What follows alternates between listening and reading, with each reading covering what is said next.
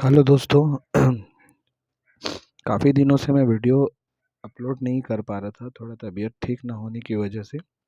आज से हम संविधान का वीडियो मैं अपलोड करने लगूंगा, जिसमें हमने पिछले क्लास तक छठवीं अनुसूची के बारे में पढ़ पढ़ लिया था। आज हम बात करें संविधान के सातवीं अनुसूची के बारे में। तो अनुसूची तो मैंने बता दिया था कि जब मूल संविधान आपका प्रारंभ हुआ उस समय अनुसूची की संख्या 8 थी, लेकिन वर्तमान स्थिति के अनुसार जो अनुसूची की संख्या है वो आपका 12 है, जिसमें मैंने 6 अनुसूची पढ़ा दिया था। आज बात करते हैं हम सातवीं अनुसूची के बारे में। तो सातवीं अनुसूची जो है वो आपका संघ सूची, राज्य सूची और समवर्ती सूची के बारे में वर्णन करता है।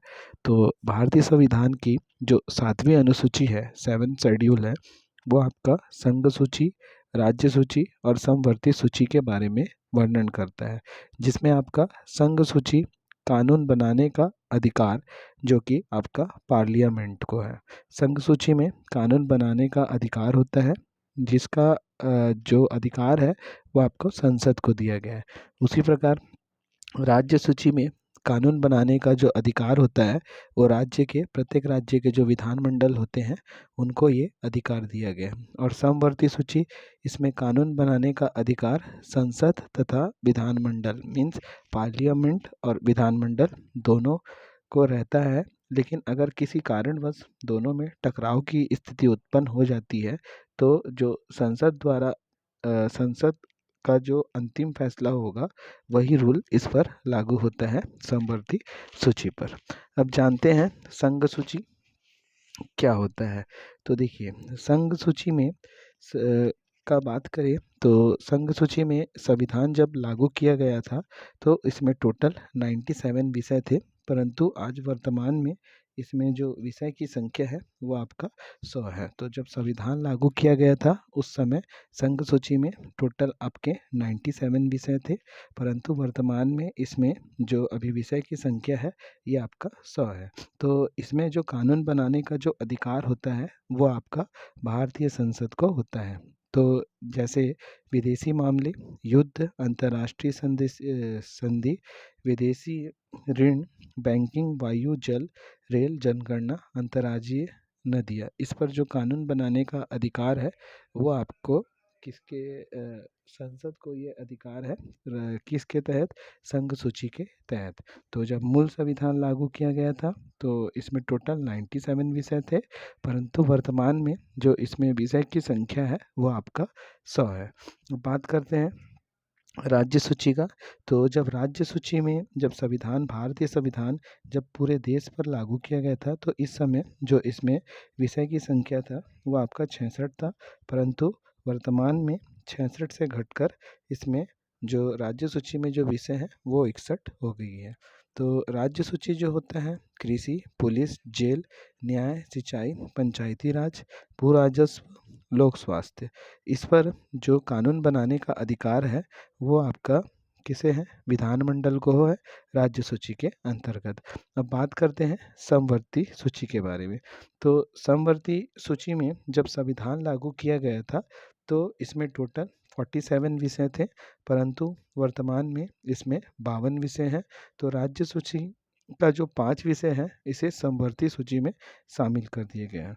तो इसमें जो विषय हैं वो शिक्षा, मजदूर संगठन, जनसंख्या नियंत्रण, राष्ट्रीय, जंगल, शिक्षा, वन, जंगली जानवर, नापतोल।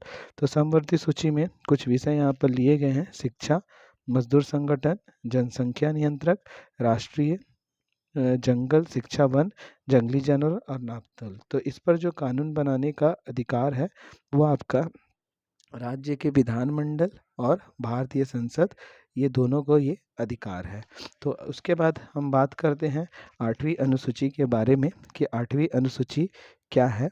तो जो भारतीय संविधान में जो आठवीं अनुसूची है, आठवीं अनुसूची में भाषा का उल्लेख किया गया है।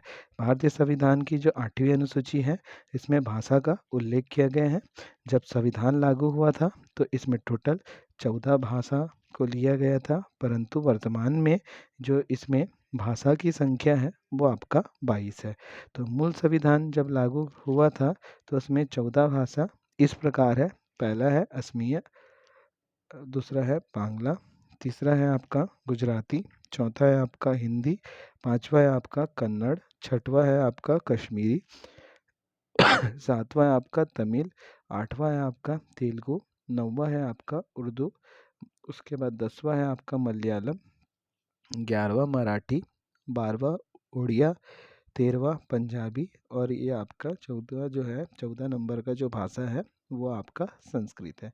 तो जब मूल संविधान लागू हुआ था तो उस प्रकार जो भाषा की संख्या था वो टोटल आपका 14 था, परंतु वर्तमान में इसमें 22 भाषा है। तो इस 22 भाषा को किस संविधान संशोधन के तहत इसमें शामिल किया गया? तो 1967 में भारतीय संविधान 1967 में 21वां संविधान संशोधन के तहत एक नई भाषा को शामिल किया गया जो कि आपका सिंधी भाषा था। तो जिससे भाषा की संख्या 15 हो जाती है। ये आपका 1967 को 21वां संविधान संशोधन के तहत सिंधी भाषा को शामिल किया गया है। उसके बाद 1992 में 71वां संविधान संशोधन के तहत इसके अंतर्गत 3 भाषा को जोड़ा गया, जिसमें आपका प्रथम है कोंकणी, दूसरा है आपका मणिपुरी, तीसरा है आपका नेपाली। तो इन 3 भाषा को संविधान संशोधन 71वां संविधान संशोधन 1992 के तहत 3 भाषा को जोड़ा गया है, जिससे भाषा की संख्या हो जाती है आपका 21।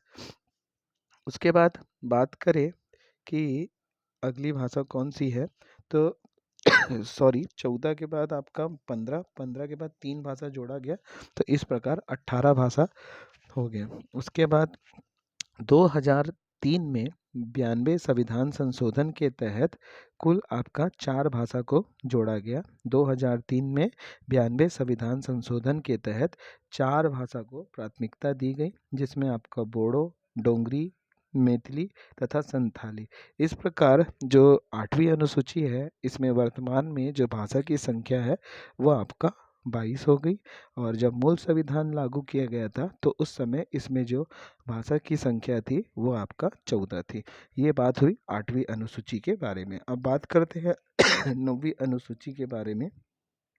तो संविधान में जो 9वीं अनुसूची है, यह अनुसूची भूमि सुधार और जमींदारी उन्मूलन से संबंधित है। तो 9वीं अनुसूची जो है वो भूमि सुधार से रिलेटेड है।